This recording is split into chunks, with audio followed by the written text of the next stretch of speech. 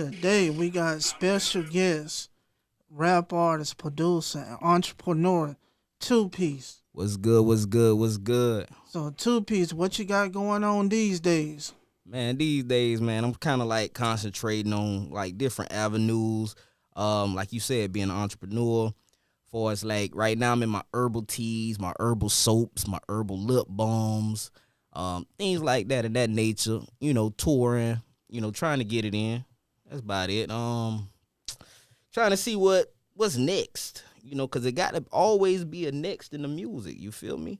I see a lot of TikToking going on. I see a lot of podcasting going on. So I'm just trying to get in where I fit in, fam. So the herbal tea, the herbal soap. So what inspired you to want to do that? Oh man.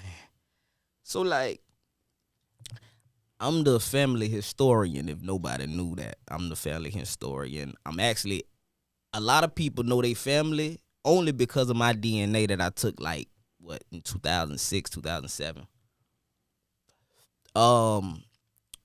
So like I took that as like, hey, my grandmother, she was like the root lady. She was the one, you know what I'm saying? It's a long story behind all that, but she inspired me. She used to dibble and dabble in different herbs and stuff like that, and I just wanted to do it. I wanted to live better. They killing us with the meat. Oh man, they killing us with this meat shit, bro. Like meat is the bad thing. Meat is bad. Sugar's bad. All this shit is bad, man. It's like fruits and herbs. That's what I'm going for. So would you say that a lot of us should cut out the meats and cut out the sugar? I mean, if you want to live a healthier life, if you want to be here for your great grandkids, your great great grandkids, you feel me? I would say cut the meat, cut the sugar, cut the starch. There's some fruit that you might need to cut out, like, a lot of stuff with acid in it. You want to cut that out too. Garlic.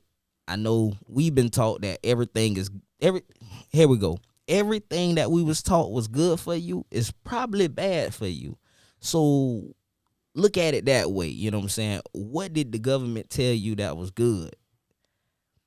And it was actually good. Now, coming from with certain parts of the family, coming from a Christian background, like what are your thoughts about God? Okay, man, listen. I'm gonna tell the truth. Growing up, I only wanted to go to church to listen to the choir. That's it. Hands down. I ain't even I didn't even have to know the pastor name. You feel me? Long as I went there and I heard that choir sing, that's what I went there for. I don't understand teachers, and if he sounds like a teacher, then I'm not listening. But that choir spoke to my heart, so maybe that's the Holy Ghost speaking to me. But that's what I got out of church.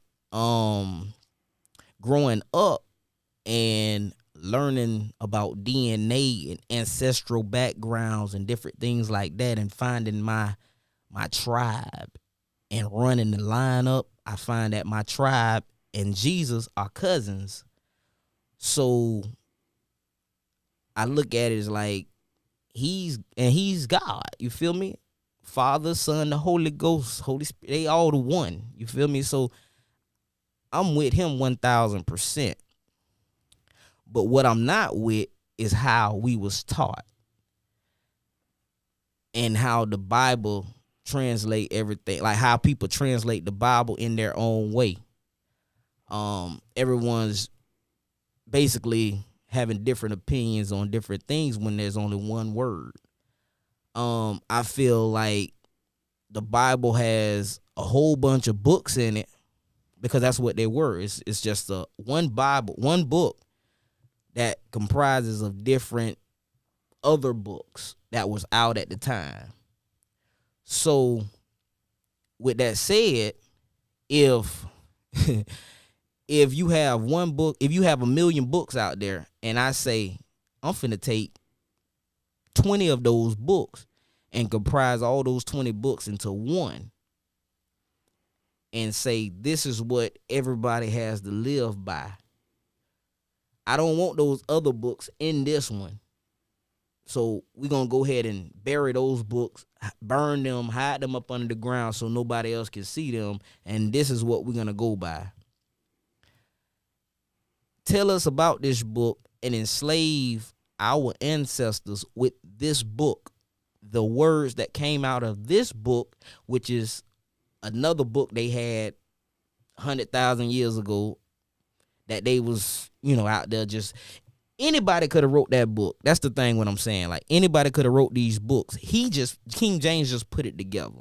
I'm still with, Christianity. But I'm more of ancestral history background kind of person. If you understand what I'm saying. So would you say the Bible is not necessarily a book to live by? I would say you would have to read and find that understanding yourself. Don't let nobody else come to you and give you that word, give you that message. Read that word and understand that word yourself. And if you believe in your heart, that's what you should abide by, then you abide by it. Because there's nobody here to tell you to abide by that. You can listen to your mom, you can listen to your dad, but God is not here physically. If you want that physical sense of looking at someone, which we all have God inside us. So if you look within, that's why I say you read the word. And you get your own understanding because you are your own God inside. Hollywood, when they make those movies, have them as white. So would you say he's not white and he's more black or close to being black? So look, Kemet is in Africa, okay? Ancient Kemet in Africa, which is Egypt, basically, okay? It's in Africa at a time where everybody's black in Africa. All right. If you send an all white, blue eyes, blonde hair Jesus to Egypt at a time where everyone's black, they would have cut his head off. Okay. He wouldn't have been able to live, but he did. And when God said, come out of Egypt, he did. There's no way he could have been any other color if my Akan tribe is black, and that's their cousin. You see what I'm saying? King Solomon, David, all of them are black. So why wouldn't Jesus be black? Abraham, black. Now, you mentioned a little earlier about touring. So where you touring at, Florida or different states? So when I go on tour, it's gonna be like everywhere that's legal. I'm a cannabis music artist. I do cannabis dab music. So we're talking Cali, we're talking Colorado, we're talking Oregon, we're talking Seattle, we're talking New York, we're talking Massachusetts, we talking Virginia, Maryland, Virginia, basically. We're talking, I think, South Dakota or Idaho, one of those places they just legalized. And then there's some medical states that I can go to, like Florida. I'm gonna tour Florida. I'm gonna try to make it to like all the little cannabis festivals. I love festivals. I don't too much like the club scene too much. Most people want you here. Most people want you to perform at a strip club. And I don't think cannabis music and strip clubs really coincide with each other because you already got drinks there, so they not gonna allow you to have cannabis. So going to a strip club not my thing for as like performing. But there's festivals all over the world that I would like to attend, and the ones that's here in the United States, I'm definitely one of the ones that they would contact and say, hey, we need you to come fly out because we have a festival going on. It's a cannabis festival, and we feel that you're the right fit for it. So that's just what it is, man. I got like shows, tours going all out throughout the year. I'm gonna just be flying because I don't do the driving thing no more. That ain't me. So when anytime you get ready to do a show, like what do you do to prepare yourself to go out there and do a show? Well, just like football, I go take a shit, man. I got butterflies. I gotta go take a shit. Gotta go take a dump. And then and pray. You know, make sure that my show tape is right. So I'm always having headphones on in my ear, listening to my shit over and over and over till I got it right. And then, hey, I'm ready. So it's just like it's the same preparation I would do if I was going on a football field. Same thing. So when you on stage, what's the feeling like? Like, I mean, when I'm on stage, I've been on stage so long. Like, I remember when I was a little boy, you know what I'm saying? Like, old stage rapping, teenager rapping, 20s rapping, 30s rapping.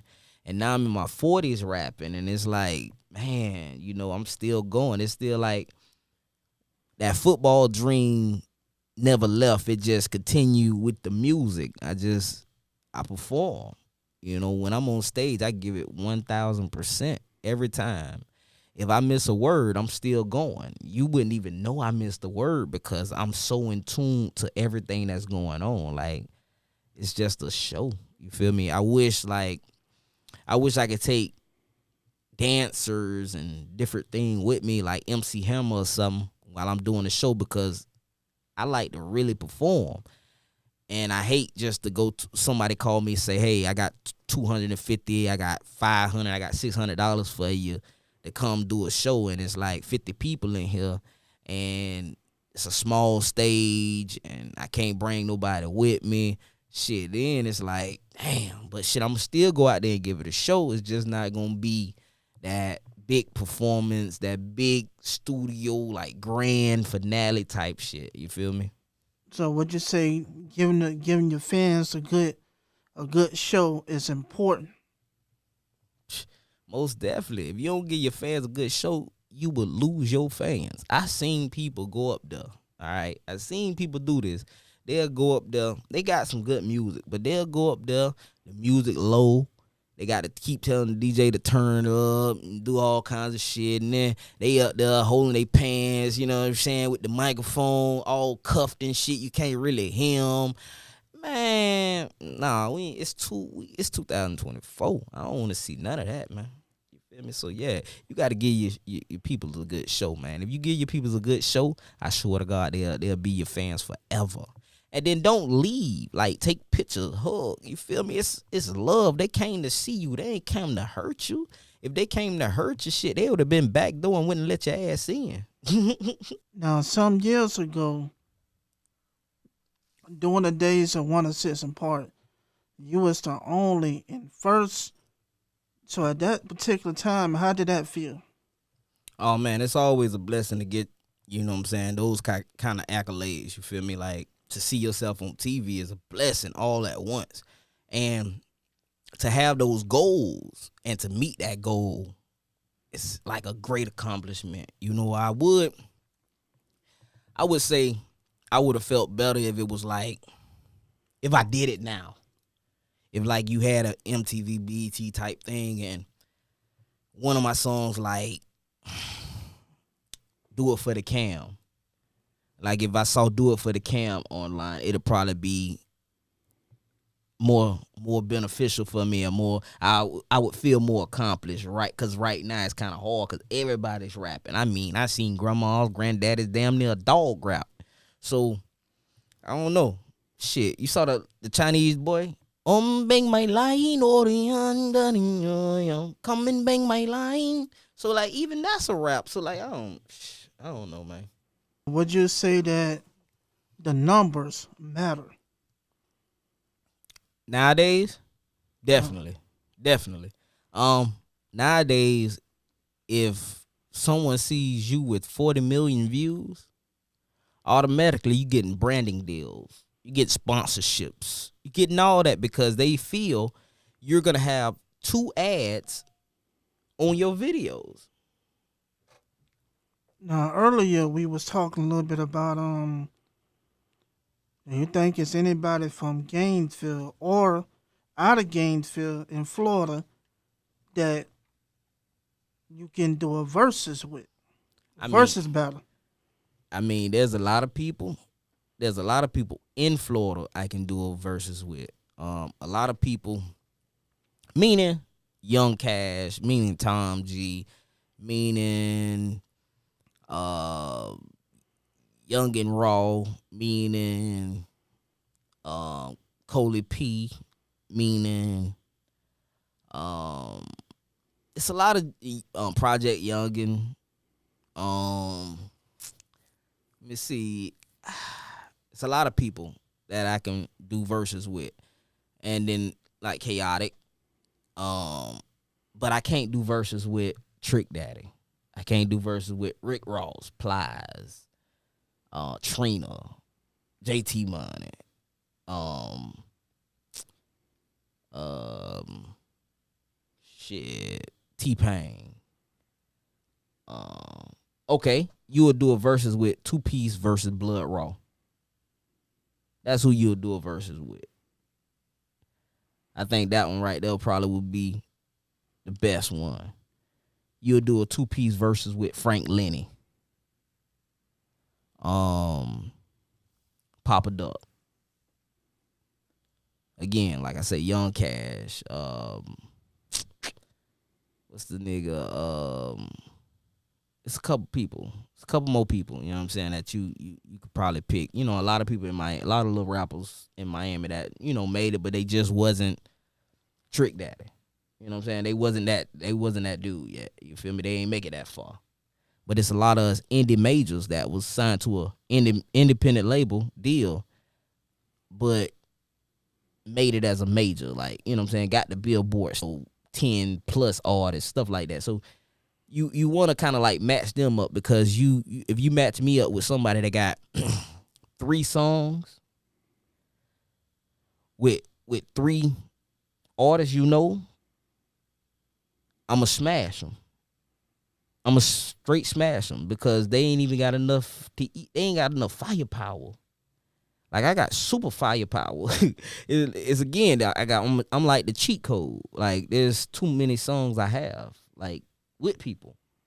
You know, whether it's gonna be the Fetty Wap, the Bankroll Fresh, the Young Droves, the JT Moneys, the Pleasure P's, the Pastor Troys, you know, the Yuck Mouths.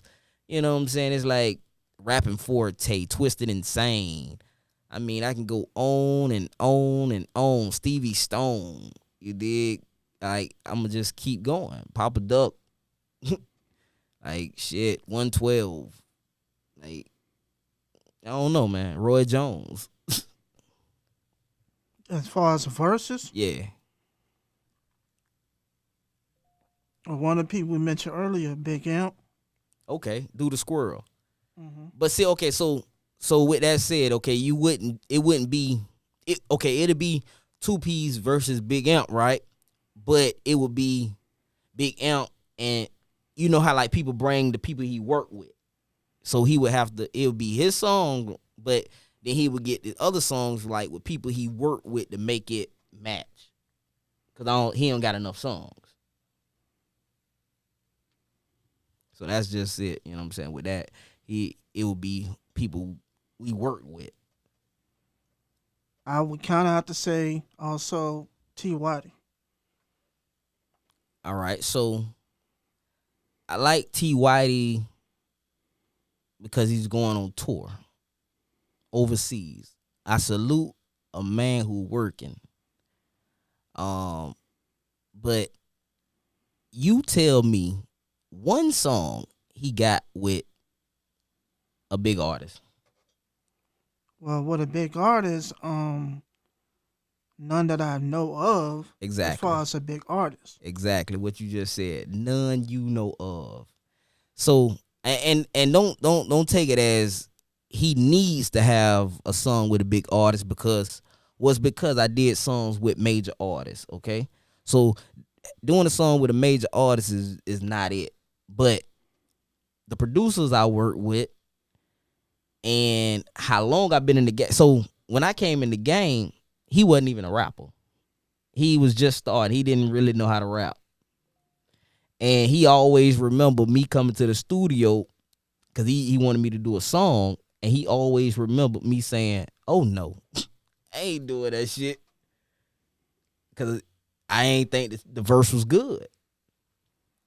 So last time I went in the studio, he brought that up. He was like, oh yeah, I remember that. And I'm like, yeah. He was like, boy, I get you now. And shit, I was like, what a beat at? So they put on the beat. It was the A-Boy beat. They did like a remix to Big Bud, the A-Bud song. So, man, they put that bitch on. I smoke, I drink, and I dab. Bitch, I'm coming like a Roy Jones jab. Wasn't nobody finna rap after that. So I didn't expect for that shit to even leave the studio. But I have like, I got 40, 50 songs with people. I got a Billboard charted song. I have a song with over 50 million views. I have songs that people listen to on a daily basis, like in the United States. Like I'm like their favorite rapper. Like I can go do a tour here in the United States off of my name alone. Like, so that's why I say you have to pick people like Papa Duck, Young Cash, because he was with T-Pain and he got songs with T-Pain and, you know, shit like that. He might, you know, because I'm going to use everything. I'm going to use my whole goddamn arsenal, you know, for people like that. I'm using Pleasure P. I'm using everybody. You feel me? So it's just, I feel like I'm a cheat code when it comes to artists locally. He would have to go, like, you can't put me and him together before you put him and OGZ together. Because again, OGZ got more hit songs than them. To me. Now, people that was fire back in the days was people like I never heard songs that was actually fire by these people, but I know they can rap. I never heard like a hit song, but these people can rap. And that's Paperboy the Boss and KB the Boss, I guess that's his name now. But them two, I know they used to can rap. You know what I'm saying? I never heard, you know, no hit songs or nothing like that, but I know they can rap. You know what I'm saying? Could they do a versus? No, because they don't have the hit quality songs. Not to put them down, but they don't. I think Paperboy the Boss, he went to Atlanta, he did something with Zaytoven, but even that is not enough. I worked with too many people. Mystical. Like, how the hell you even, you can't even, like, even if I just do the old artists like Mystical, Pastor Troy, how could you even come back after that? And then I come with I Smoke, I Drink. How? How could you even, how? So what's a few other big names throughout your career that you have worked with? Scarface. Goddamn, boy, Scarface is the man. You feel me? And the reason, you know, these people I met in person. You feel me? If you go on Facebook, you can see me all, you know, with Scarface and, you know, shit. I'm hugging up on Bushwick Bill and shit. You know what I'm saying? I'm taking a picture with Willie D. You know, these are people like I watched growing up at an early age before I even wanted to rap. You see what I'm saying? I remember the little Bushwick Bill banging his fists on the concrete. You know what I'm saying? That gave me a little punchline I could use later on in life. You feel me? Free Mystical, you know, I know he got his little things going on, you know, accusations and all the other shit going on, but that ain't got nothing to do with the music. Just like R. Kelly, that ain't got nothing to do with the music. Mystical, um, rest in peace, Bankroll Fresh. You feel me? But you know, my biggest, like the ones that I wanted to do features with is like my people's Pleasure P. You feel me? Pleasure was like hot as a firecracker before I went to jail in about what 2000. I think I went to jail 2008. He was hot with his songs and everything, and I was connected with his manager, and we was about to do some stuff together. We were about to work together then, but I got locked up, and that shit didn't come into fruition. So, um, when I got out, I made it my best to like, yeah, I'm gonna fuck with him. And when I found out he was my cousin, it was just all the better. You feel me? So he was like one of the artists I really wanted to work with. And again, JT Money. So through OGs, I was able to get the JT Money feature. And that's a hit song. Whether that bitch play today, tomorrow, last month, this month, 20 years from now, Do It For The Camera is a hit. So I appreciate everybody who showed love. So have you ever worked with Redman or toured with Redman? Hey, I love Redman. Okay, Redman is dope. You feel me? Like, yes, Method Man dope, but Redman is my nigga, bro. Hey, Redman, if you ever want to come to Gainesville, what a camera at? Right there? Okay, Redman, if you ever want to come to Gainesville, you ain't got to worry about nothing. You feel what I'm saying? Not nothing. Okay, so I was in Colorado, Denver, Colorado, and I was performing on stage. You feel me?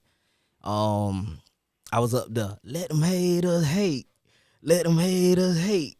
Let them haters hate. And I happened to like look back, and I hear somebody saying, "Let them haters hate." And I say, "Who the fuck?" And it's him. He on stage with me, rocking that shit. I say, "Oh man, this is goddamn, boy. This is a dream come true, boy. I got my motherfucking nigga up on stage, rapping my song with me, performing. Man, get the fuck out of here." So yeah. I ain't never toured with him, but we did one event together, and that man, hey, salute to you, man. Now, as a producer, like what necessarily goes into your production process?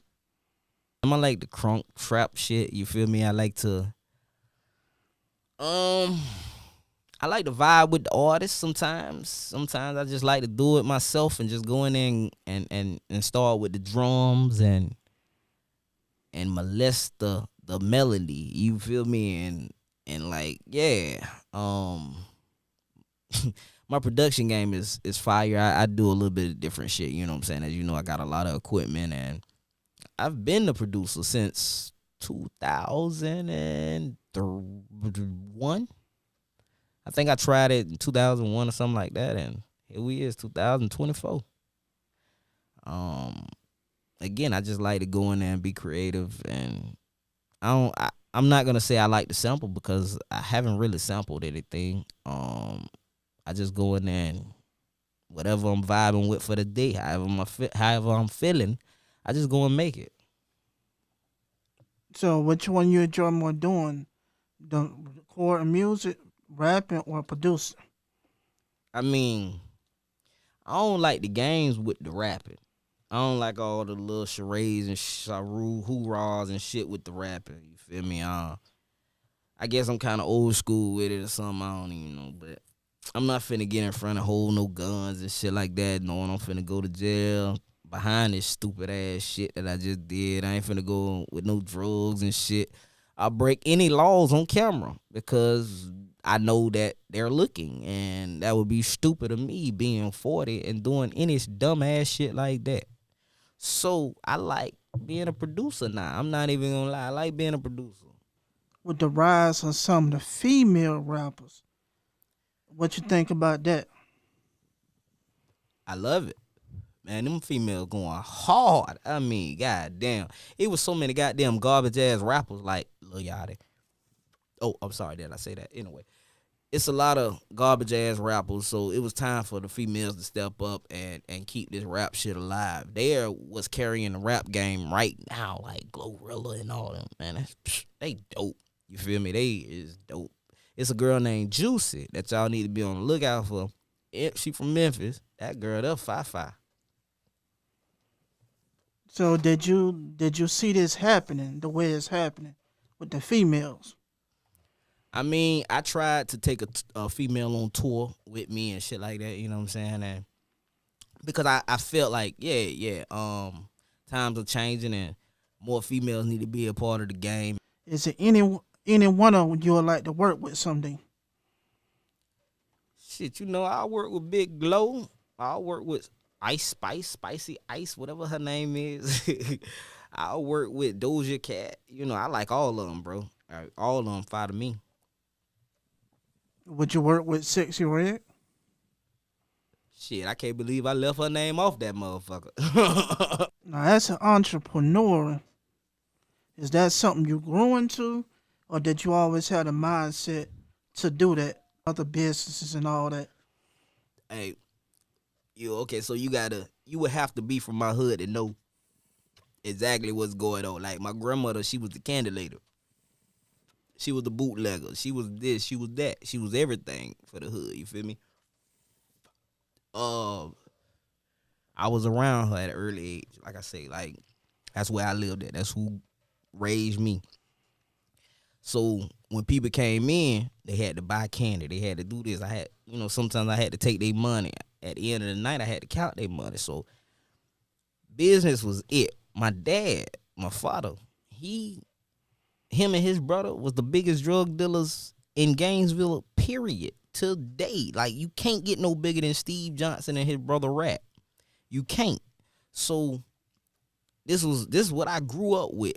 You know what I'm saying? The shit you see on TV, that was my life. For real, that was my life. So I knew it was gonna be something. My uncle, you know what I'm saying, he told me, he say, when I was young, you ain't gonna be shit. You gonna be just like your daddy. I ain't shit. You know what I'm saying? So yeah, I knew I was gonna be something because like he told me I wasn't gonna be shit. So I took that and was like, watch me. But then I kept getting locked up. You know what I'm saying? I kept fucking up. I love guns. I love this. I love that. So, I had to shake this shit, man, and get back onto my business. You know what I'm saying? Get some of that DNA and do my thing. It wasn't until, like I say, I really got locked up and went through like some mental classes and shit like that, cause I got PTSD. That I really like woke up, cause I ain't never want to smile. Definitely after my grandma died, I ain't never want to smile. Fuck smiling. But going through all this shit, getting a job like at Winn-Dixie, you know what I'm saying, and having to smile at customers and shit, that kind of like helped out. You know what I'm saying? And I'm not the best business person because shit, there's a lot of businesses that just didn't. I accomplished everything I ever wanted to do in life, period. But did everything become million dollar businesses? No, but I made all my money back, plus, paid this, that, and, it was all successful. It wasn't nothing in the negative. Not even the cannabis business went into the negative because, shit, I got paid. So, everything was great. Did I know I was going to do marijuana? Did I know I was going to do this, that? No, I didn't know I was going to do all that. I thought that I was going to get into music, make $1 million from music, buy my mama a house, buy my stepmama a house, you know what I'm saying? Shit like that. And, yeah, be cool, but it didn't pan like that. I made probably like, I can't even say. I made a lot of money, but I wasn't able to get those types of things. I was able to save and get my studio equipment. So I'm not one of those rappers that was like, I need to go to a studio. It's $55. How much studio is, man? What a studio at? I ain't one of those that gotta find a studio and shit like that. I have my own studio. You know what I'm saying? More than what the studios have. So life is good. So when you do your podcast, what would all your podcasts mainly be about? About the cannabis, history, which is like family ancestry, and health. What I say? Health, family ancestry, and Health, family, ancestry, and music.